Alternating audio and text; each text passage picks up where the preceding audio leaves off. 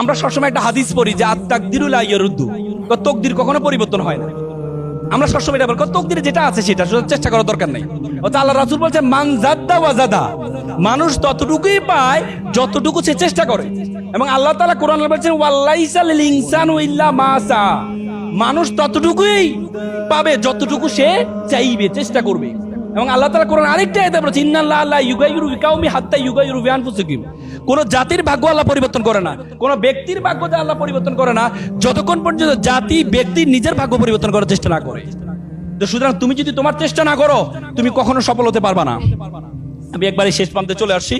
আমি তোমাদেরকে আমার 2014 সালে আমার মনে আছে আমি মুম্বাইতে ভারতের ইন্দোর প্রদেশে গিয়েছিলাম। ইন্দোর প্রদেশ মধ্যপ্রদেশের রাজধানী ইন্দোরে আমাদের সাউথ এশিয়ান ডিবেট কম্পিটিশন অংশগ্রহণ করার জন্য আমি বাংলাদেশ হয়ে নেতৃত্ব দিয়েছিলাম। তা আমি যাওয়ার পথে মুম্বাইতে একটা চিড়িয়াখানা দেখতে পেলাম। তো চিড়িয়াখানায় বড় বড় তিনটা মূর্তি, মুখে তিনটা মূর্তি দেখলাম, ডারউইন চিড়িয়াখানা। একটা মূর্তি 2 চোখে হাত, একটা মূর্তি 2 কানে হাত, একটা মূর্তি মুখে 2 হাত। হিন্দি ভাষা লেখা আছে, আমি বুঝতে পারলাম না কি লেখা। তা আমি জিজ্ঞেস করলাম, তারা আমাকে বললো চোখে 2 হাত মানে আমি খারাপ কিছু দেখবো না, কানে 2 হাত মানে আমি খারাপ কিছু শুনবো না, মুখে 2 হাত মানে আমি খারাপ কিছু বলবো না। আমার খুব দাগ কেটেছে। আসলে তো সত্য, তুমি যদি খারাপ কিছু না দেখো তুমি কখনো খারাপ কিছু বলবাও না, আর তুমি যদি খারাপ কিছু না বলো তুমি কখনো খারাপ কিছু শুনবাও না। সেখানে একটা বানর ধরার প্রক্রিয়া দেখছে, একটা খাঁচার মধ্যে কিছু বাদাম রাখা হয়েছে, একটা কলা রাখা হয়েছে।